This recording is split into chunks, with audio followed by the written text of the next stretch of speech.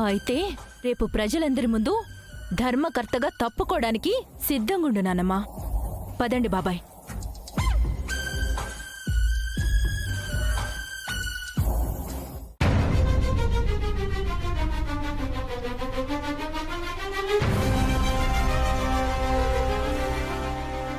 రేయ్, నువ్వు రారా.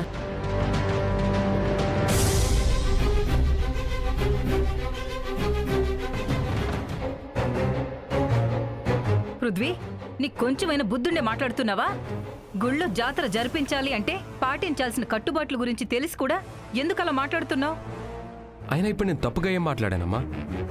ధర్మకర్తగా రాజవంశస్థులే ఉండాలనేది ఎప్పటి నుండో వస్తున్న ఆనవాయితీ. అయితే మహాదేవి గారుంటారు, ఆవిడ పోతే ఆవిడ వారసురాలిగా జాబిల్లే ధర్మకర్త అవుతుంది. వాళ్ల వంశస్థులు చేయాల్సిన పనికి నువ్వు డబ్బు ఖర్చు పెట్టడం ఏంటి పృథ్వీ? అలా చేస్తే కీడు జరుగుతుందిరా. ఏంటమ్మా నువ్వనేది? అయినా అమ్మవారికి సేవ చేయాలంటే అదృష్టం ఉండాలి. అయినా మంచి పని ఎవరు చేస్తే ఉందమ్మా? చదువుకున్న నువ్వు కూడా కీడు గురించి ఇలా మాట్లాడడం కరెక్ట్ కాదమ్మా. చూసావుగా, జాబిల్లి సొంత నాన్నమ్మ అని కూడా చూడకుండా ఆ అగ్నిదేవ్ వైదికలతో వచ్చి రాజమాతను ఎలా అవమానించిందో చూసావు కదమ్మా. అసలు ఎలా బతికినోళ్ళమ్మా. ఇలా అవమానిస్తుంటే నా రక్తం మరిగిపోతుంది. అందుకే వాళ్ళకి బుద్ధి చెప్పి తీరాలి. వాళ్ళ చేత అవమానింపబడిన రాజమాత వాళ్ళ ముందే అందరి చేత గౌరవింపబడాలి. అది ఎంత ఖర్చైనా పర్వాలేదు, నేను చూసుకుంటానమ్మా. ఎక్కడి నుండి తీసుకొస్తావురా? చెప్పాను కదమ్మా, ఆస్తులు అమ్మైనా తెస్తాను. వాళ్ళు మన కోసం చేసిన దాంట్లో ఇది చాలా చిన్న సాయం అమ్మా. వాళ్ళు పెట్టిన భిక్షతోనే మనం ఈరోజు ఇలా బతుకుతున్నాం. అది మర్చిపోవద్దమ్మా. నువ్వు చెప్పింది 100% కరెక్ట్ పృథ్వీ. కానీ మనకున్న ఆస్తుల్ని ఇలా తగలబెడితే రేపు నువ్వు నేను అడుక్కు తిని బతకాలి. నన్ను చదివించారు, అది చాలమ్మా. మనం బతకడానికి ఆస్తులేం అక్కర్లేదు. వకీల్ సాబ్, నానమ్మ కోసం మీరు గొడవ పడాల్సిన అవసరం లేదు. అత్తయ్య, మీరు రూపాయి కూడా ఇవ్వద్దు. అసలేం మాట్లాడుతున్నావు పూనమి? అవును వకీల్ సాబ్, నానమ్మకి సంబంధించిన డబ్బుతోనే అమ్మవారికి సమర్పించాల్సిన సారె సమర్పిద్దాం.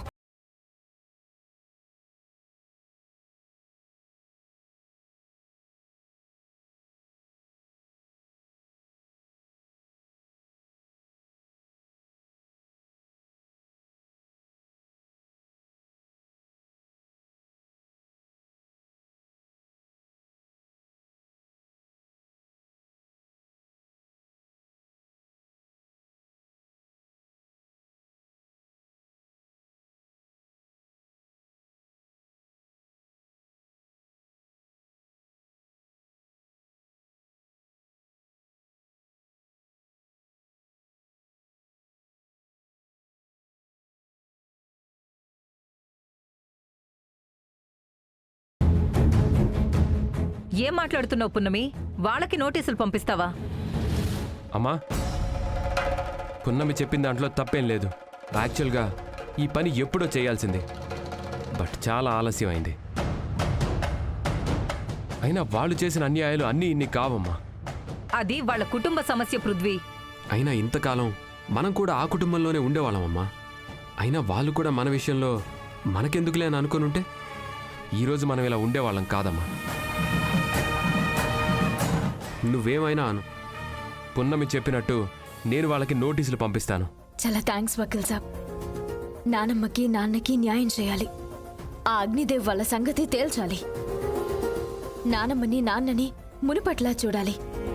వాళ్ళు పోగొట్టుకున్న గౌరవం, మర్యాద, డబ్బు, ఆస్తి అన్నీ తిరిగి రావాలి. అవును పున్నమి, సరే ఇప్పుడే నోటీసులు పంపిద్దాం పద.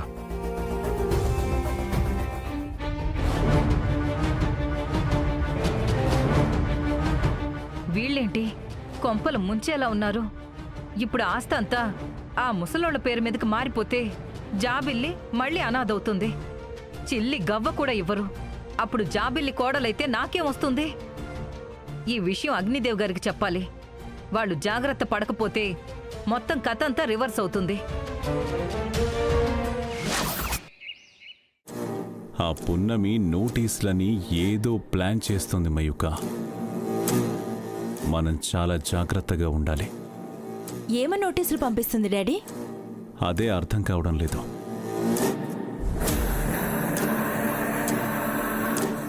అంతేకాకుండా రేపు గుడిలో జాతరకు కావాల్సిన ఏర్పాట్లన్నీ ఆ పున్నమే చేస్తానని చెప్పింది.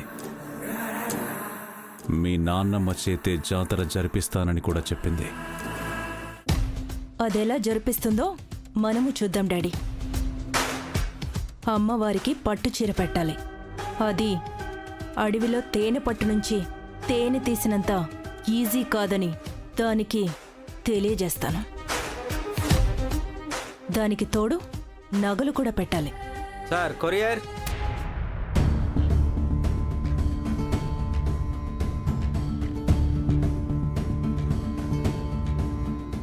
మాకు కొరియరా? ఎవరి పేరు మీద వచ్చింది? జాబిల్లి పేరు మీద. ఇక్కడ సైన్ చేయండి. కొరియరా?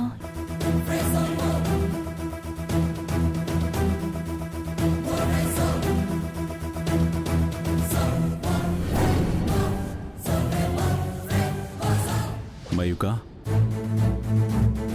నీ పేరు మీద కొరియర్ వచ్చింది. నా పేరు మీద ఏం కొరియర్ డాడీ? కొంపదీసి ఆ పున్నమి పంపించిన నోటీసులు కాదు కదా? ఓపెన్ చేసి చూద్దాం మయూక. ఆగు డాడీ, ఓపెన్ చేయొద్దు. ఓపెన్ చేసి చూడకపోతే వాళ్ళేం పంపారో తెలియదు కదా. చూస్తేనే కదా వాళ్ళని ఎలా ఫేస్ చేయాలో తెలుస్తుంది. డాడీ, నేను ఓపెన్ చేస్తా, ఇలా ఇవ్వండి.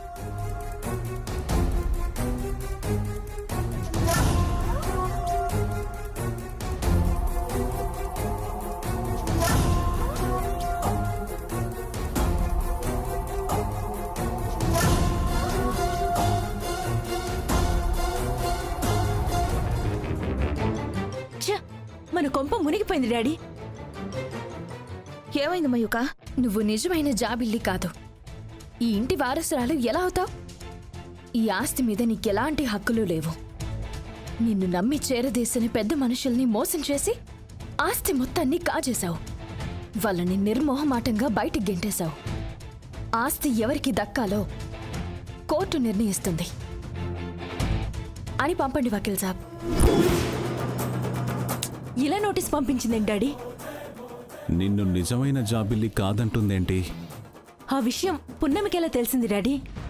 జాబిల్లి మా వారసురాలే కదా పున్నమి. అలా అని ఆధారమేం లేదు కదా నానమ్మ. మీరేం కంగారు పడకండి. జాబిల్లి మీద ఆరోపణ చేశాం కాబట్టి జాబిల్లి నిజం నిర్ధారణకు వస్తుంది. అంటే డిఎన్ఏ టెస్ట్ తప్ప వేరే దారి లేదు. ఒకవేళ డిఎన్ఏ టెస్ట్ చేసినా జాబిల్లి మా వారసురాలనే కదా తేలుతుంది. అది కరెక్టే అంకుల్, కానీ అక్కడే ఒక మెలికుంది. ఏమిటి పృథ్వీ అది? జాబిల్లి మీ వారసురాలే అని తేలితే సొంత మనోరాలయ్యుండి నాన్నమ్మని నాన్నని బయటికి గెంటేసిందని మరో పిటిషన్ వేయొచ్చు.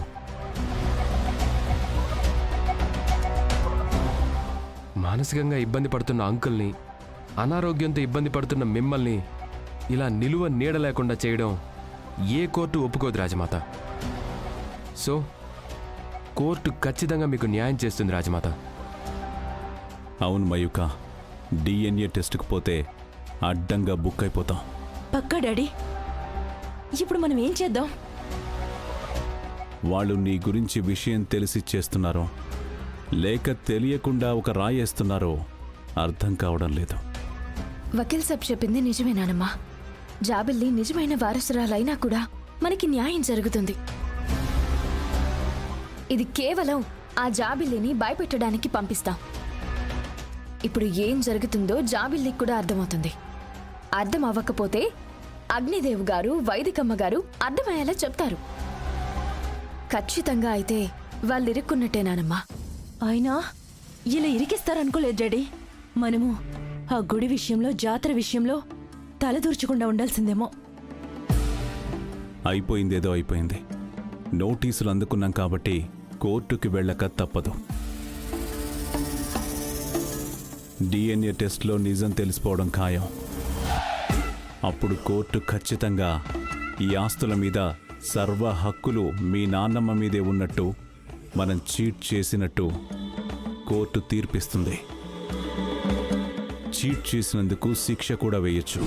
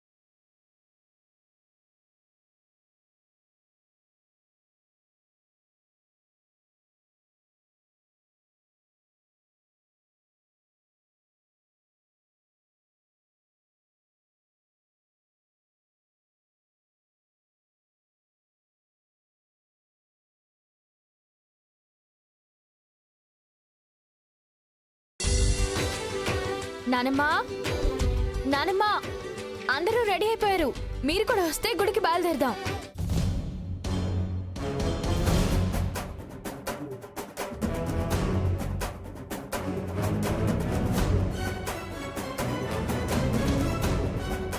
అసలు దీని ప్లాన్ ఏంటి?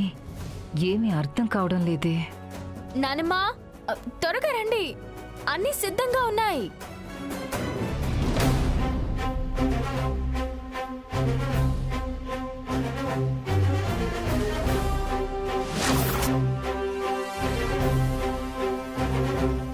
పున్నమి, నా మనసెందుకు ఒప్పుకోవడం లేదమ్మా. నాకు కూడా అలాగే అనిపిస్తుంది పున్నమి. ఇక్కడ అవమానపడిందే కాకుండా గుళ్ళో కూడా అవమానపడతామేమో అనిపిస్తుంది. నా మనసు కూడా అలాగే అనిపిస్తోంది పున్నమి. నానమ్మా, మీకు నా మీద నమ్మకం ఉందా? ఆ దేవుడి కంటే ఎక్కువగా నమ్మేది నిన్నే పున్నమి. అయితే ఆ నమ్మకం అలాగే ఉంచుకోండి. మీకు ఎలాంటి అవమానం జరగకుండా నేను చూసుకుంటాను. మీరు సందేహపడకుండా నాతో పాటు గుడికి రండి. మిమ్మల్ని తలెత్తుకునేలా చేస్తానే గాని తల దించుకునేలా మాత్రం చేయను. అసలు దీని ధైర్యం ఏంటి? పృథ్వీ డబ్బులు ఇవ్వలేదు, కానీ పున్నమి ధైర్యం చూస్తుంటే ఏదో తేడాగా ఉంది. అసలు ఈ ప్లేట్లో ఏముంది పున్నమి? ఆ, ఆ, ఇది అమ్మవారికి మాత్రమే చూపించాల్సింది. అంతగా చూడాలని మీకు ఉబలాటంగా ఉంటే అమ్మవారి ముందు పెట్టినప్పుడు చూడండి అత్తయ్య. అంతవరకు ఎవ్వరికీ చూపించునని మొక్కుకున్నాను. ఎక్కడైనా అలాంటి మొక్కులుంటాయా? నువ్వు నీ వెటకారం కాకపోతే చూపించు. అత్తయ్య, మొక్కుకోవడానికి అలాంటివి ఇలాంటివి అని ఉండవు. ఎవరికిష్టం వచ్చినట్టు వాళ్ళు మొక్కుకుంటారు. ఏ దేవుడైనా ఏ దేవతైనా ఇలానే మొక్కుకోవాలి అని చెప్పారా? లేదు కదా. అసలు ఏముంది దీంట్లో? అమ్మవారికి ఏం పెడుతున్నారో తెలుసుకోవాలని అనుకోవడం తప్ప? అమ్మవారికి ఏం పెడతాం అత్తయ్య? పట్టు చీర, నగలు, పసుపు, కుంకుమ, గాజులు ఉన్నాయి, అంతే. పట్టు చీర నగలు తేవడానికి నీకు డబ్బులెక్కడివి పున్నమి? దొంగతనం చేశావా? పున్నమి అలాంటిదేం చేయదు. అత్తయ్య, నేనెందుకు దొంగతనం చేస్తాను? మరి ఇంత డబ్బు రాత్రికి రాత్రి ఎలా సంపాదించావు? నేనే ఇచ్చాను.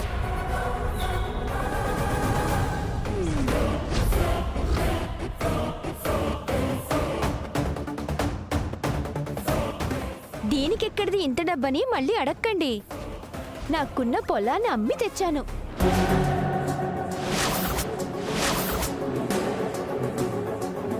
అమ్మవారికి కావలసిన పట్టు చీర నగలతో పాటు పెద్దమ్మగారికి కావలసినవి కూడా తీసుకుని వచ్చాను.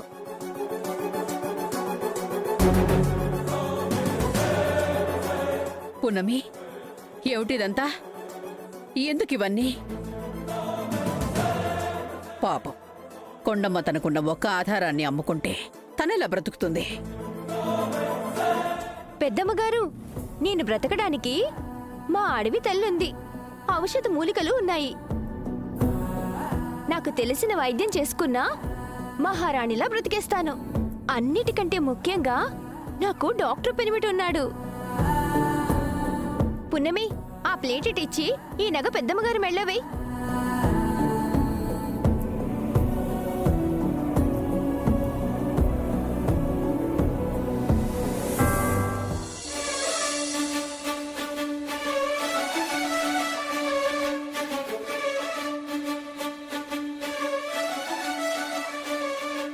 ఏంటి ఇది కూడా బంగారమేనా?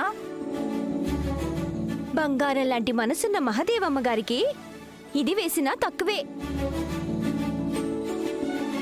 పున్నమి, నాకెందుకో ఇవన్నీ ఇబ్బందిగా ఉన్నాయి. వద్దమ్మా, నాకేమీ వద్దు. చిన్నపిల్లవమ్మా, నువ్వీ నగలు వేసుకో. నువ్వీ నగలన్నీ వేసుకుంటే సాక్షాత్తు లక్ష్మీదేవిలా ఉంటావు. నాకివేవి వద్దు. నగలు నా మెడలో కంటే మీ మెడలో ఉంటే బాగుంటాయి నానమ్మ. రాజ్మహల్లో ఎన్నెన్ని హారాలు వేసుకునేవారు. అలాంటి మీరు ఇలా బోసు మెడతో ఉంటే బాగలేదు. మీరే వేసుకోండి.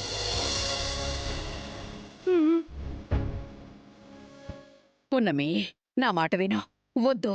నానమ్మ, ఈ ఒక్క రోజుకి నా మాట వినాలి. నా కోసం. నాకేం వద్దమ్మా. ప్లీజ్ నానమ్మ. నానమ్మ, ఇంకేం మాట్లాడద్దు. అత్తయ్య, ఇది పట్టుకోండి.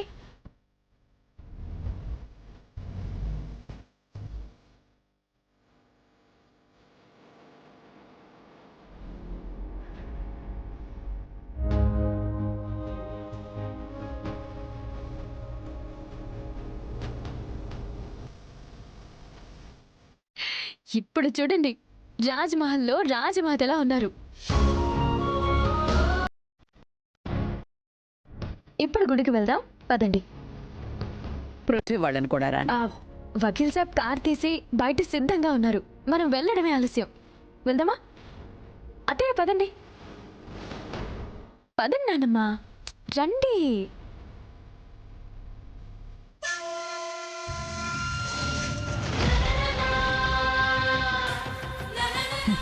ఈ ముసల్దాని కోసం ఆ కొండమ్మ ఉన్న పొలం అమ్మడమేంటో, నగలు చీరలు తేవడమేంటో అంతా అయోమయంగా ఉంది. అత్తయ్య, వస్తున్నారా? ఆ వస్తున్నా.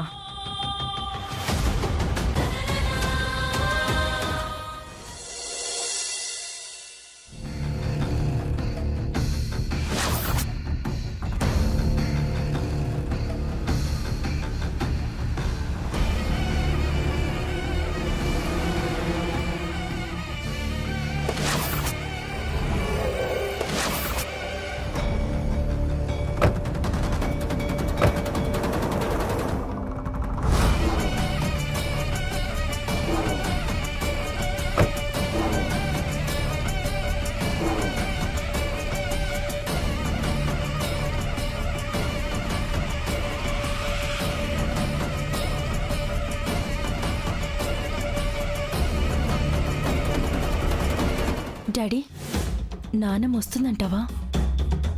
నాకు తెలిసినంత వరకు రాకూడదు. ఒకవేళ వచ్చిన అవమానంతో తను వెనక్కి వెళ్ళిపోవడం తప్ప ఇంకేం ఉండదు. నువ్వేం కంగారు పడకు.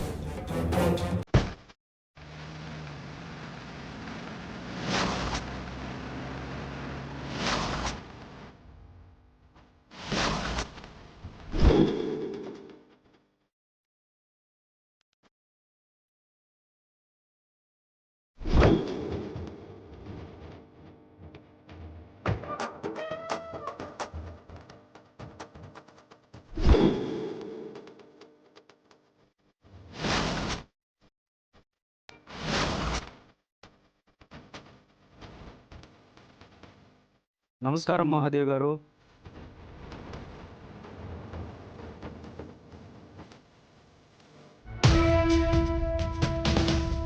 మనం పంపించిన నోటీసులో చూసారంటారా వకీల్ సాబ్? ఆ భయం వాళ్ళ ముఖాల్లో కొంచెం కూడా కనిపించట్లేదు. ఈ జాతర అయిపోని పున్నమి, భయం ఎలా ఉంటుందో చూపిద్దాం. ఏంటి పెద్దమ్మా, ఒక్క రోజులోనే ఒంటి మీదకి నగలొచ్చాయి?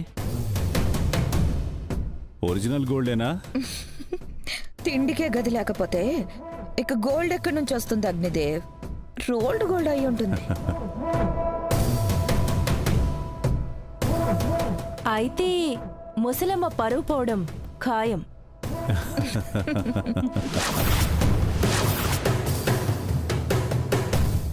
అవును జాబిలి, పరువు పోవడం ఒకటే కాదు, ఇంకా ఏమైనా కూడా జరగచ్చు. ఒరే నీచుడా, మిమ్మల్ని సొంత బిడ్డల్లా చూసుకున్నా మీరు నాకు వెన్నుపోటు పొడిచారు. సొంత మనవరాలైన ఈ జాబిల్లి మమ్మల్ని నయవంచన చేసింది. అయినా నేను ఎందుకు భరిస్తున్నానో తెలుసా? ఈ జాబిల్లి నా కొడుకు రక్తం పంచుకొని పుట్టిందన్న ఒకే ఒక్క కారణంతో. జాబిల్లి అండ చూసుకొని మీరు ఏం మాట్లాడుతున్నా ఏం చేస్తున్నా మౌనంగా ఉన్నాను అంటే నేను ఏమీ చెయ్యలేక కాదురా. రక్త సంబంధం అడ్డొచ్చి నాకు దేవుడిచ్చిన మనవరాలు ఒకటుంది, అదే పున్నమి. ఆ పున్నమి చేతిలో ఓడిపోకూడదని ఆ అమ్మవారికి మీరు దండాలు పెట్టుకున్నా మీరు ఓడిపోతారు.